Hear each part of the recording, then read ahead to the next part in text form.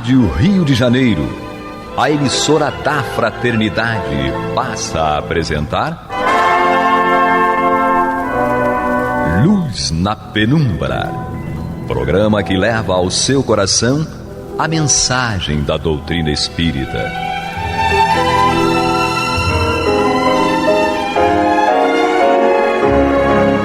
E com vocês, Henrique Parente, para o estudo de obras póstumas. Meus queridos amigos e irmãos, aqui estamos nós mais uma vez com muita alegria para agora apresentar o programa Luz na Penumbra, o estudo do livro Obras Póstumas. E não voltei a fazer no lugar do Henrique Parente, não. É só hoje, porque o Henrique Parente está com uma rouquidão muito forte, pegou um resfriado, ficou rouco, e aí já viu, né? Não tem jeito de fazer o programa. Então, Henrique me pediu para estar aqui com vocês hoje, somente hoje, hein, Henrique? Mas é um grande prazer, uma grande alegria poder voltar a fazer esse programa que tanto me ensinou, tanto me ensina, na verdade, e me ensinou durante o tempo que eu fiquei aqui fazendo estudo de Luz na Penumbra.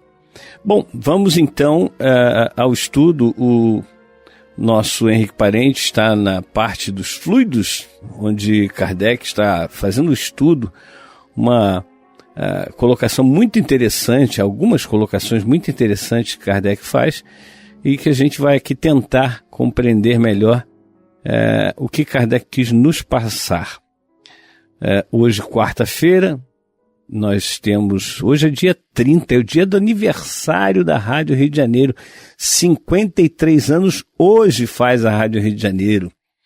É muito importante que todos nós compartilhemos os veículos da rádio, que é o 1400 kHz, AM, também o YouTube, principalmente o YouTube, é o nosso principal canal, Rádio Rio de Janeiro 1400. Você entra lá no YouTube, procura Rádio Rio de Janeiro 1400, vai encontrar o canal da rádio, se inscreve no canal da rádio, assina e ativa o sininho de notificações.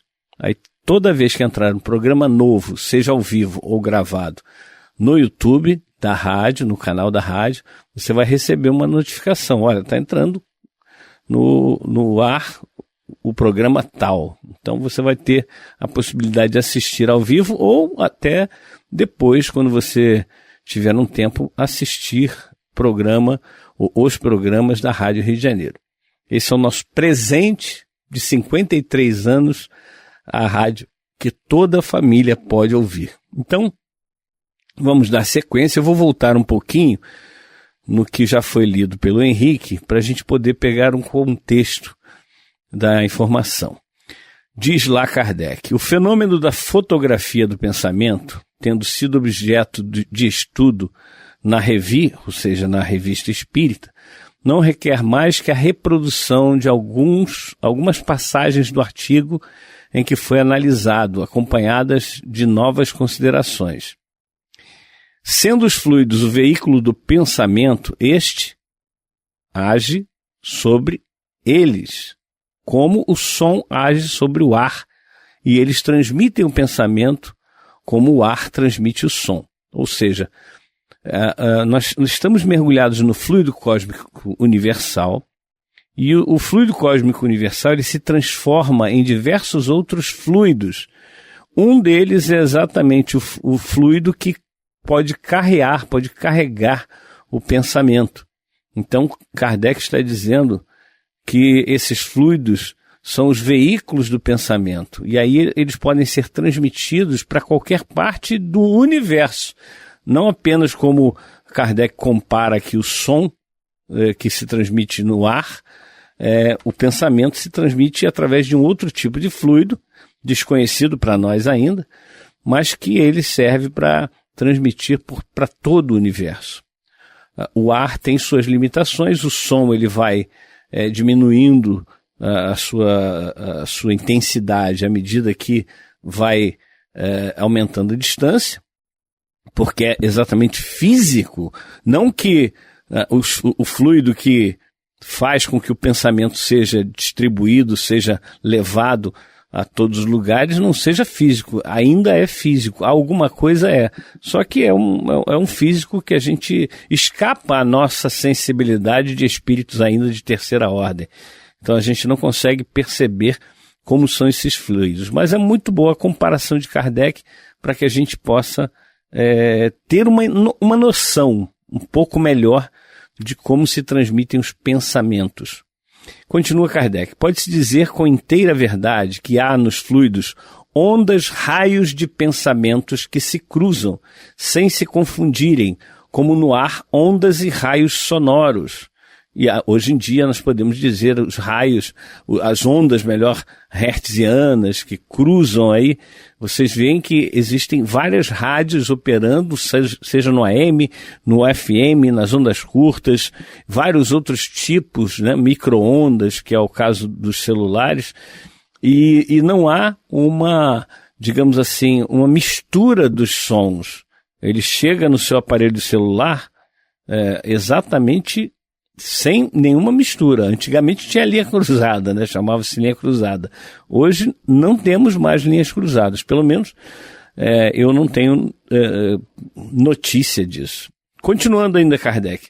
Ainda mais, o pensamento criando imagens fluídicas reflete-se do invólucro perispiritual como num espelho, ou como se refletem nos vapores do ar as imagens de objetos terrestres. Ali tomam um corpo e, de certo modo, se fotografam.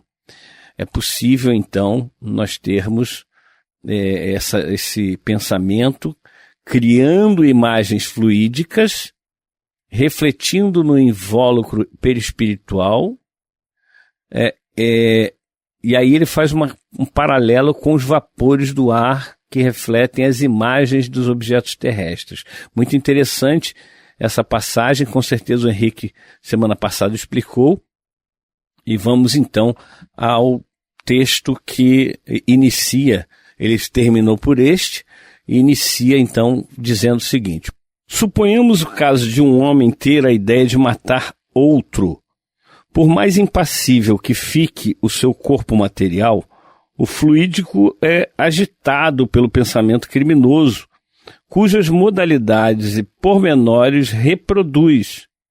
Fluidicamente, ele executa o gesto e o ato que teve a ideia de praticar. O pensamento cria a imagem da vítima, e toda a cena se pinta como na tela, tal qual está no seu espírito. É assim que repercutem no invólucro fluídico os mais secretos movimentos da alma, e que esta pode ter em outra, como num livro, vendo aí o que não é perceptível aos olhos do corpo.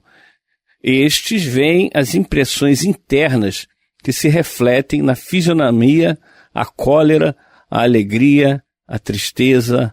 A alma vê, porém, pensamentos que se não traduzem externamente. Aqui nós temos Kardec colocando o seguinte: quando nós, e é muito interessante que nas obras de André Luiz nós temos, digamos assim, uma espécie de confirmação disso que Kardec está dizendo. As formas pensamento. Quando nós pensamos, nós formamos algo ao nosso redor, num fluido, que esse pensamento vai e plasma nesse fluido. O que ele faz? É como se fosse uma massinha de modelar, que o pensamento vai e cria aquilo que a pessoa está pensando. É óbvio que não é um pensamento fugidio, ou seja, aquele pensamento numa hora de raiva, por exemplo, que você tem vontade de matar alguém, né? Isso acontece muitas vezes e cada vez menos, graças a Deus, para nós que já estamos um pouquinho mais atentos com essa questão de não fazer o mal ao outro, nem por pensamento, né? Mas existem aqueles pensamentos fugidios. De vez em quando a gente tem um pensamento nocivo. O próprio André Luiz fala, o pensamento é como se fosse um pássaro. Ele pode pousar na sua cabeça, mas você não pode deixar de fazer ninho. Ou seja, quando nós recebemos um pensamento e nós avaliamos que aquele pensamento é ruim, é mau, é nocivo, o que nós temos que fazer? Mudar o nosso pensamento. Pensar na antítese daquilo, no contrário daquilo. E não alimentar mais e mais aquele pensamento. Quando nós alimentamos um pensamento, nós vamos fazendo com que essa massinha de modelar, ela vá ganhando cada vez mais contornos mais nítidos, digamos assim, mais próximos da realidade, até que ele fique perfeitamente de acordo com a realidade. Então, o pensamento, ele vai gerando isso nesses fluidos, essa forma pensamento nesses fluidos, e aí, para você executar aquilo, é um estalar de dedos, com certeza. Porque aquilo já está formado no teu pensamento. Isso para tudo, não apenas, por exemplo, que Kardec nos deu, que foi de uma pessoa queira matar alguém. E aí vai bolando o plano na cabeça. Não apenas isso. Também, quando Jesus fala da mulher adulta, ouvistes o que foi dito aos antigos, não adulterarás. Eu, porém, vos digo, disse Jesus, aquele que olhar para a mulher do próximo com pensamento de adultério, já em seu íntimo adulterou. É isso que nós estamos vendo aqui, que Kardec está nos explicando, que quando nós alimentamos esse pensamento vai se formando, vai virando uma realidade. E não é uma realidade apenas espiritual, uma realidade material. Esse fluido aqui, ele materializa o pensamento. Então, o cuidado que nós temos que ter com todos os pensamentos, e aí não importa se são nossos pensamentos ou se são pensamentos de outros, de espíritos desencarnados ou mesmo encarnados, porque nós recebemos o tempo todo pensamentos tanto de desencarnado como de encarnado, e a gente absorve isso e vai fazendo com que aquilo ali se transforme numa realidade. Então nós precisamos ter muito cuidado com todos os pensamentos. Volto a dizer, não importa, e a gente muitas vezes pensa assim, mas esse pensamento é meu ou é de algum espírito desencarnado? Volto a dizer, não importa. O que importa é você saber a qualidade do pensamento que está chegando na tua mente, que está chegando na tua consciência. Então vamos continuar aqui o texto de Kardec. Entretanto, se lhe é dado conhecer a intenção de prever-lhe as consequências, a alma não pode determinar o momento em que tais consequências se darão, nem precisar minúcias ou mesmo afirmar que se darão, porque podem sobrevir circunstâncias que modifiquem o plano e a disposição. Ela não pode ver o que ainda não está no pensamento, mas somente as preocupações momentâneas ou habituais do indivíduo, os seus desejos, projetos e intenções boas ou más. Assim se explica o erro nas previsões de alguns videntes. Pois é, a gente pode pensar da seguinte forma. Quando eu estou, digamos que eu sou casado, graças a Deus, tenho a minha esposa maravilhosa, que é minha parceira, companheira de todos os momentos, dos chamados bons e os chamados ruins. Eu digo chamados porque muitas vezes nós achamos que um momento é bom só porque eu estou me divertindo. E outras nós chamamos de um momento mau porque eu estou sentindo uma dor. Mas pode ser que o momento de diversão me leve para algo negativo. E o momento de dor me leve para algo positivo. E é muito comum que isso aconteça, né? Então, nós muitas vezes estamos com os pensamentos que eles vão gerar alguma coisa, e esse gerar alguma coisa é da seguinte forma, o exemplo que eu estou dando com relação à minha esposa. Vamos dizer que eu conheço uma mulher e essa mulher me atraia. Isso não é incomum, pois o sexo ainda é uma força muito, sendo redundante, é uma força ainda muito forte muito potente, muito resistente, que faz com que nós venhamos a cair muitas vezes porque ainda é um magnetismo muito intenso. E aí eu encontro uma mulher e eu me apaixono por essa mulher. O que eu devo fazer? Eu tenho minha esposa, eu sou fiel à minha esposa, e eu sei que minha esposa é fiel a mim, no sentido de que a gente não vai trair de forma nenhuma um ao outro.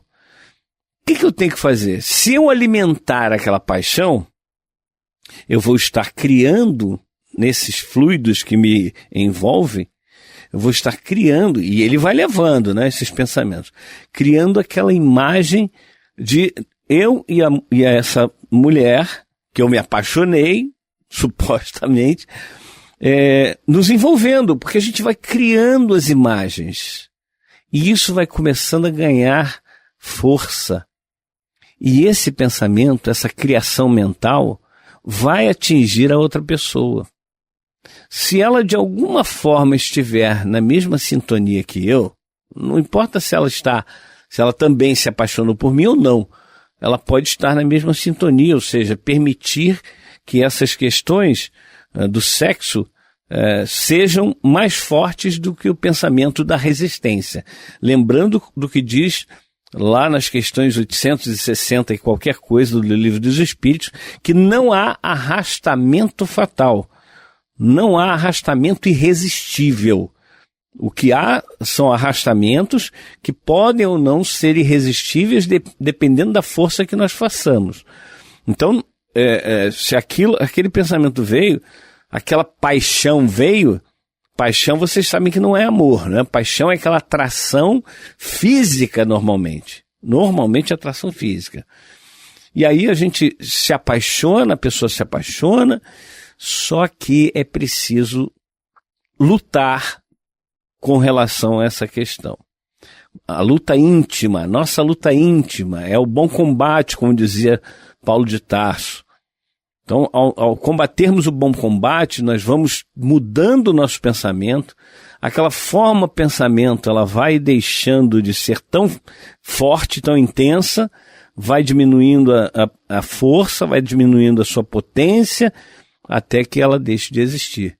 Então foi uma luta que você travou dentro de você e que fez com que você ganhasse essa luta para que não sucedesse coisa pior. Porque se nós, melhor dizendo, deixarmos que algo nos aconteça de muito intenso e que não seja legal para nós, com certeza vamos sofrer. Porque é a consciência que vai mandar. A nossa consciência vai dizer, olha, você fez besteira. E aquele peso do remorso vai ficar ali na minha cabeça. Aí vem a culpa, o sentimento de culpa. E eu posso não resistir ao sentimento de culpa. Como assim? Eu posso cair em depressão, eu posso até chegar às raias do suicídio. Então, tudo parte do pensamento. Se nós realmente estivermos firmes no nosso propósito e nós continuarmos nos realimentando das coisas boas e não permitindo que os pensamentos nocivos nos cheguem, nós vamos realmente conseguir um avanço muito grande nessa senda que é tão difícil assim, é muito difícil. Então o Kardec está nos colocando aqui, está nos explicando essa questão dos fluidos e quanto nós visualizamos isso. Quando a gente fala da massinha de modelar, é muito interessante porque com esse pensamento nós começamos a ver que nós, ao pensarmos, como disse já, não aquele pensamento fugidio, aquela coisa que vem e você expulsa. Não, isso aí acontece o tempo todo conosco. O pensamento vem e você expulsa. Quantas vezes você teve vontade de bater em alguém? De vez em quando dá vontade de bater em alguém, né? Principalmente no trânsito do Rio de Janeiro, em outras capitais principalmente. Mas aí o que você faz? Você pega aquele pensamento e fala assim, não é por aí. Não vou agir dessa forma. porque isso não vai fazer mal para aquela pessoa a quem eu estou enviando, porque ela pode ou não absorver esse pensamento. Os fluidos que carregam esse pensamento, vão carregar até essa pessoa, com certeza. Só que essa pessoa, se ela estiver num nível de sintonia mais elevado que o meu, ela não vai receber nada, não vai assimilar esses pensamentos. Ou pode até receber, mas ela repudia na hora os pensamentos. É por isso que muitas vezes você vê brigas de trânsito que começam, mas não tem respaldo. Eu estou falando só um exemplo na briga de trânsito. Se você não... É aquele velho ditado, quando um não quer, dois não brigam. A pessoa pode te agredir, etc. e tal, você não vai revidar. Se não revidar, aquilo vai acabar, vai parar, né? Vai cessar. O mal ele está intenso porque as pessoas estão revidando os pensamentos, revidando as ações. Então nós precisamos trabalhar o nosso pensamento. É no pensamento que está exatamente, que reside, melhor dizendo, toda a força que vai fazer com que ao nosso redor surjam as coisas boas ou as coisas ruins.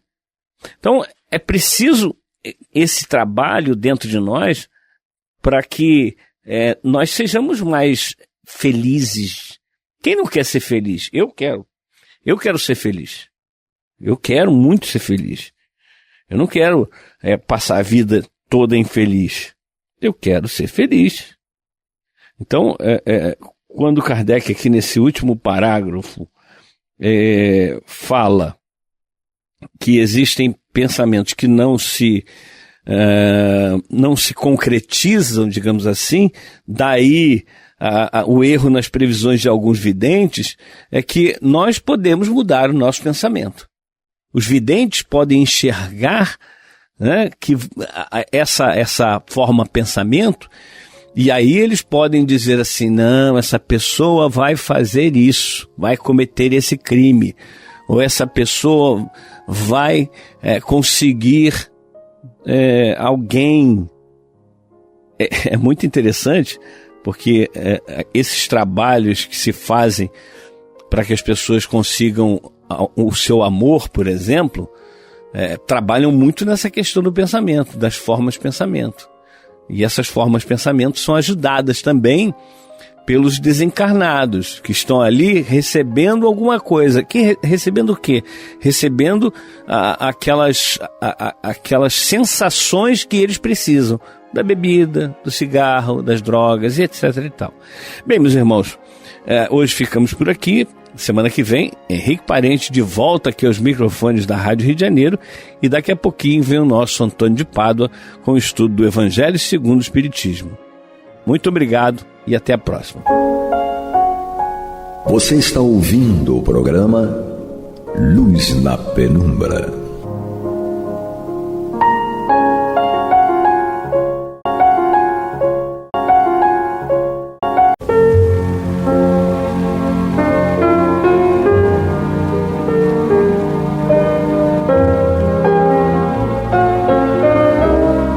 A Rádio Rio de Janeiro está levando ao seu lar e ao seu coração a mensagem consoladora da doutrina espírita, através do programa Luz na Penumbra.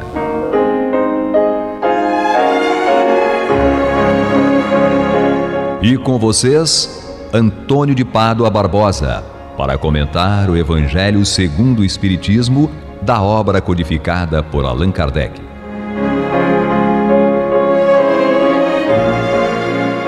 Boa noite, meus amigos. Estamos aqui mais uma vez de volta ao programa Luz da Penumbra, no qual nós vamos estudar o Evangelho segundo o Espiritismo de Allan Kardec. Estamos em seu capítulo 5º, Bem-aventurados os aflitos. E hoje nós vamos, dando continuidade às causas das aflições, nós vamos estudar as causas anteriores das aflições.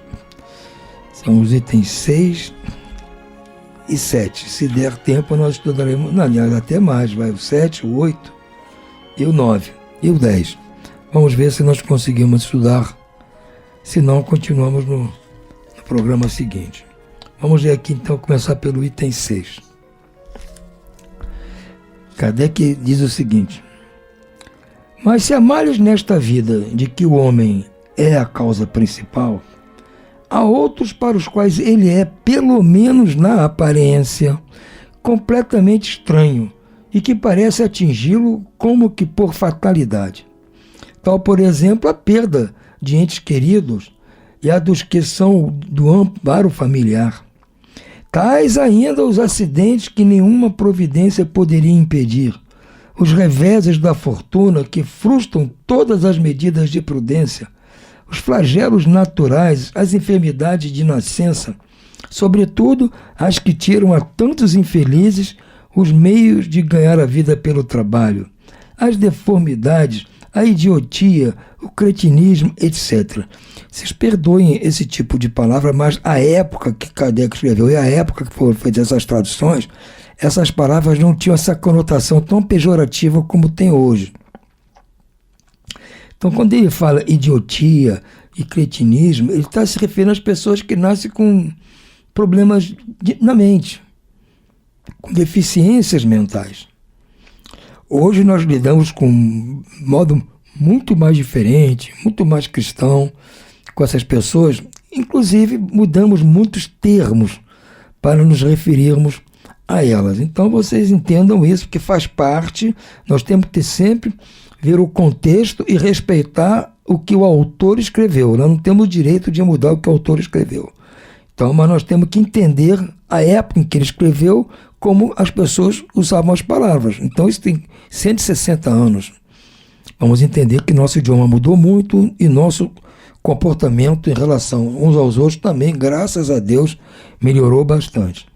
Seguindo, os que nascem em semelhantes condições certamente não fizeram na existência atual para merecer, sem compensação, tão triste sorte, que não podiam evitar, que são impotentes para mudar por si mesmos e que os põe à mercê da comiseração pública. Por que, pois, seres tão infelizes encontram ao lado deles, sob o mesmo teto, na mesma família, outros são favorecidos em todos os sentidos? Que dizer, enfim, dessas crianças que morrem em tenra idade e da vida só conhecem sofrimentos? Problemas que ainda nenhuma filosofia pôde resolver, anomalia que nenhuma religião pôde justificar, e que seriam a negação da bondade e da justiça e da previdência divina. Na hipótese de a alma ser criada ao mesmo tempo que o corpo e de estar a sua sorte fixada irrevogavelmente após a permanência de alguns instantes na terra. Que fizeram essas almas que acabam de sair das mãos do Criador para sofrerem tantas misérias neste mundo e para merecerem no futuro uma recompensa ou uma punição qualquer, já que não puderam praticar nem o bem e nem o mal? Essa pergunta vamos deixar que os outros filósofos, os outros religiosos, os outros pensadores busquem uma resposta diferente da resposta proposta pelo Espiritismo. Eles têm a eternidade para nos trazer essa resposta. Nós ficamos com a nossa, estamos muito bem satisfeitos com ela, porque ela abrange e ampara a nós em todas as situações que estejamos sofredores. Por isso que estamos estudando aqui, aprendendo as causas das nossas aflições atuais, e não achando que foi o acaso, que foi porque Deus quis, que é assim mesmo. Isso não consola ninguém. O que consola é entender o porquê está passando pela dificuldade. Todavia, em virtude do axioma segundo o qual todo efeito tem uma causa, tais misérias são efeitos que devem ter uma causa. E, desde que se admita um Deus justo, essa causa também deve ser justa. Ora, como a causa sempre precede o efeito, se a causa não se encontra na vida atual, há de ser anterior a essa vida. Isto é, deve estar numa existência precedente. Isso é uma lógica, gente. Isso é uma filosofia perfeita. Está usando a lógica para entender um problema. Uma questão filosófica. Como é que eu vou resolver? Usando a lógica, a razão, que fica mais ou menos semelhante ao método científico. Os cientistas usam a lógica, a razão, para entender os mecanismos da natureza. Então, a filosofia, para entender os comportamentos, as coisas que se passam com o homem, tem que usar também a lógica, e não vir com subterfúgios e sofismas, ou dizer que é o acaso. Não tem sentido. Por outro lado, não podendo Deus punir alguém pelo bem que fez, nem pelo mal que não fez, se somos punidos é porque fizemos o mal. Se não fizemos esse mal na vida presente, é que o fizemos em outra. É uma alternativa a que ninguém pode escapar e que a lógica decide de que lado está a justiça de Deus. O homem, portanto, nem sempre é punido ou punido completamente na sua existência atual, mas não escapa jamais às consequências de suas faltas. A prosperidade do mal é apenas momentânea. Se ele não espiar hoje, espiará amanhã, ao passo que aquele que sofre está espiando o seu passado. O infortúnio que, à primeira vista, parece imerecido, tem sua razão de ser, e aquele que sofre pode dizer sempre: perdoai-me, Senhor, porque pequei. Então, nós, quando estivermos sofrendo algo cuja explicação não está nesta vida atual, nós temos consciência tranquila de que não fizemos nada nesta vida para merecer passar por tal sofrimento, temos que dizer: perdão, meu Deus, porque eu pequei, tenho certeza que pequei. Se não pequei nesta vida, pequei em outra. Como minha mãe dizia, eu não sei o que eu fiz, mas que eu fiz. Não sei o que foi, mas estou passando por essa situação, é porque eu dei motivo para isso.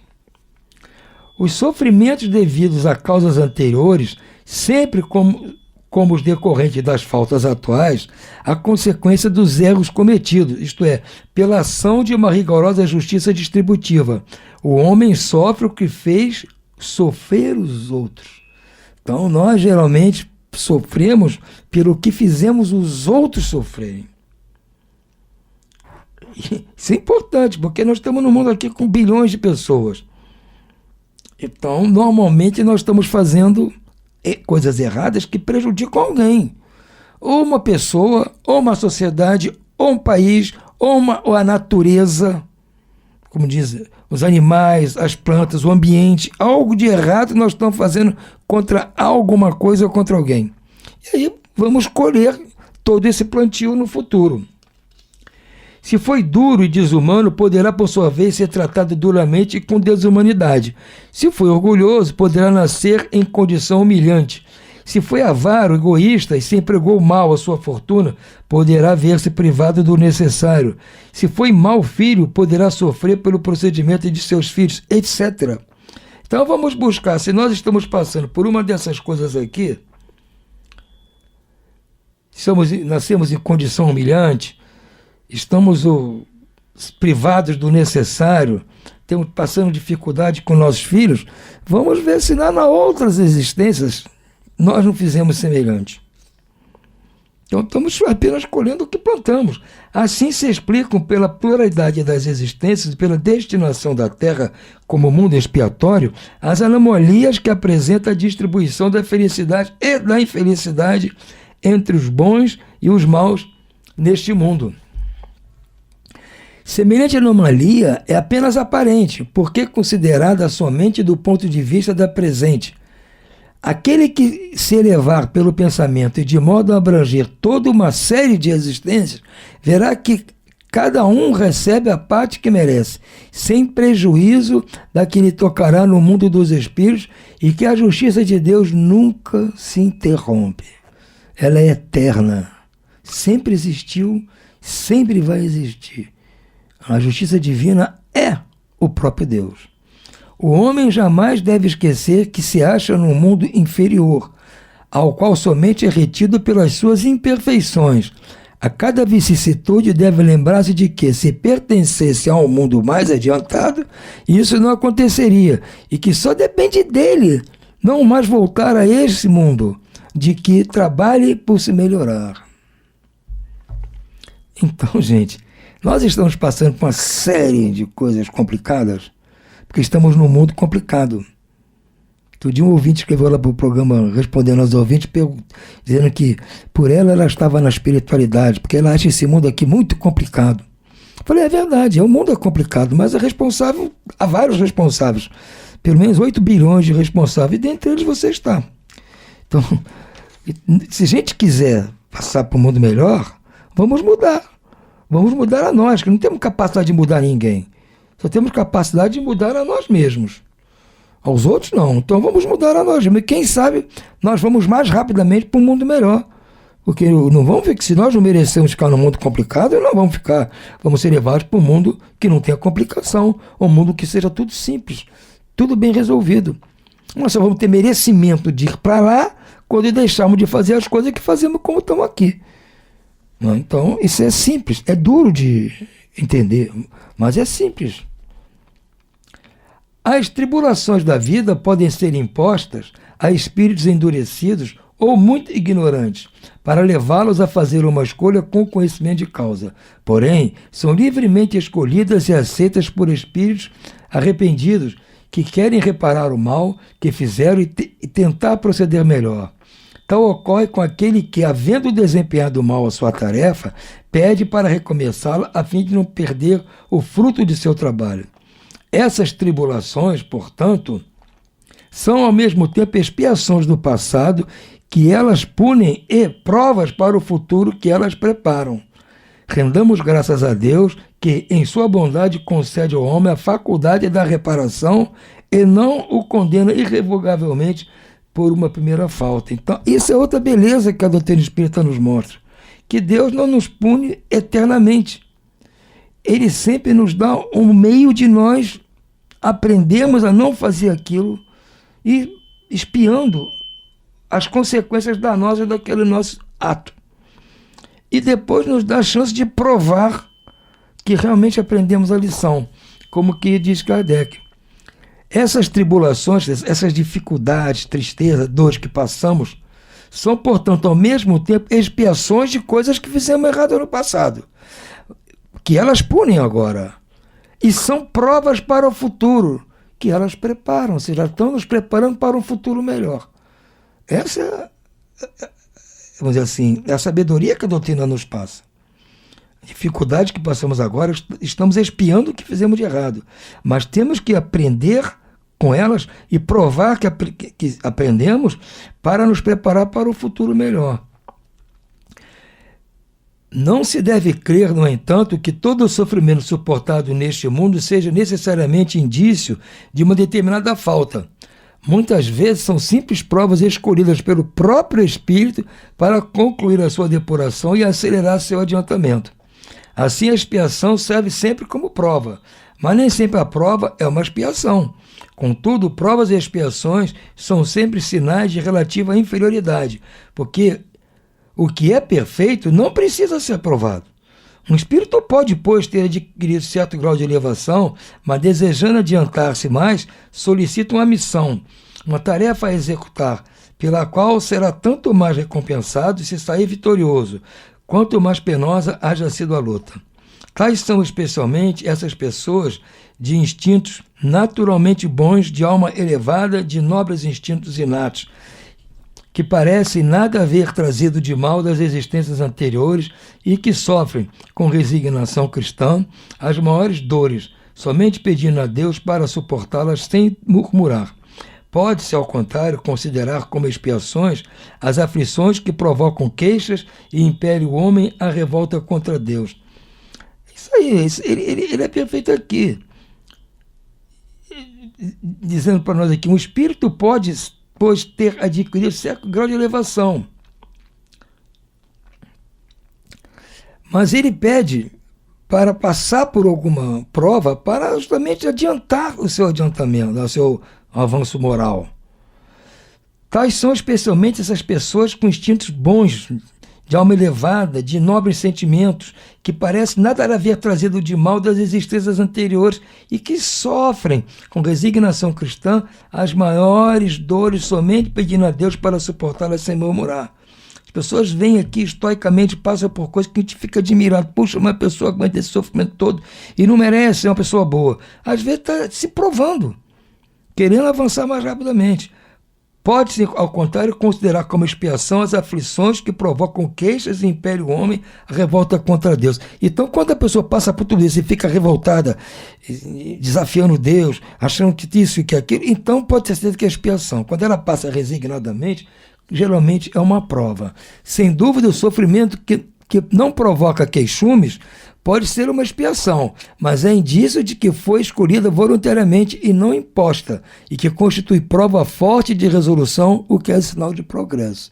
Então, resignação é um sinal de progresso. Os espíritos não podem aspirar à completa felicidade até que não se tenha tornado puros. Qualquer mácula lhes interdita a entrada no mundo dos felizes. Então, para entrar no mundo dos felizes, tem que ser puro. Um cisquinho já não pode. São como os passageiros de um navio atingido pela peste, aos quais se impede a entrada em uma cidade até que hajam expurgado. É nas diversas existências corpóreas que os espíritos se despojam pouco a pouco de suas imperfeições. As provações da vida, quando bem suportadas, os fazem adiantar-se. Como expiações, eles apagam as faltas e purificam. São o remédio que limpa as chagas e cura as doenças. Quanto mais grave é o mal, tanto mais energético deve ser o remédio. É claro, quanto maior a gravidade da doença, mais forte é o remédio, gente. Então, quanto mais maldade nós fizemos, a corrigendo agora vai ser maldosa, não vai ter dó da gente não. Depende dele, pela resignação, tornar proveitoso o seu sofrimento. Ou seja, se o sofrimento é grande, já que não tem como mudar o sofrimento, vamos suportá-lo com resignação, porque isso vai diminuir o sofrimento para o futuro e não lhe estragar o fruto com as suas impaciências, pois, pelo contrário, terá de recomeçar. Ainda corre esse risco, se nós agirmos dessa forma recalcitrante contra tudo que acontece de errado, corre o risco de aquela prova, aquela expiação não ser válida, ter que passar por tudo novamente. Então esse raciocínio é lógico, é perfeito. Nós estamos passando por dificuldade, por coisas que nós fizemos, e temos que aproveitar isso para no futuro não ter mais, e provar para Deus que nós estamos limpos, não fazemos mais. Então vamos partir para o abraço. Agora, se ficamos aqui reclamando, recalcitrando, maldizendo, então vai passar pela dor e não vai tirar o proveito que eventualmente o sofrimento e a dor podem trazer, que é o aprendizado. Porque quem está resmungando mostra que não está aprendendo. Se está fazendo de má vontade, não está aprendendo. Então, se não aprendeu, vai ter que voltar, pelo menos passar de novo para provar que aprendeu. Não vai passar de novo por expiação, mas vai passar de novo como prova. Essa é a diferença da expiação e da prova que muitos de nós aqui perguntam aqui para os programas da rádio. Expiação é obrigatória, a prova é você que decide. Se você passar bem pela sua expiação, de repente não tem que provar nada. Durante a expiação você já provou que aprendeu. Então, é bem melhor para nós aceitarmos as coisas com bastante resignação. Por hora, vamos ficando por aqui. Uma boa noite a todos e muita paz.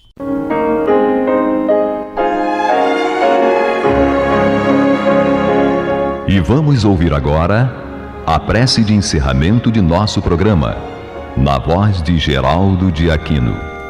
Jesus, dá-nos coragem para a luta, piedade para os insultos e misericórdia para as injustiças e ingratidões.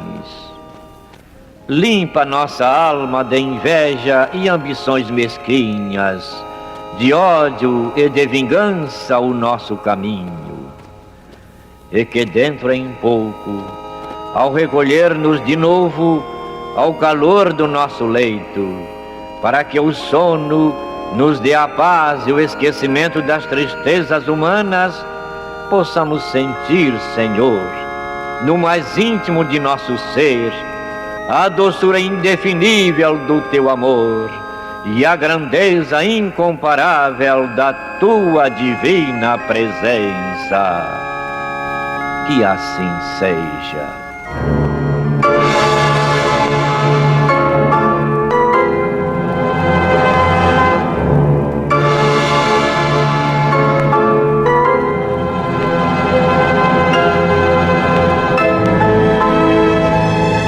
Acabamos de apresentar o programa Luz na Penumbra, que voltará a ser apresentado amanhã às 21 horas nesta emissora.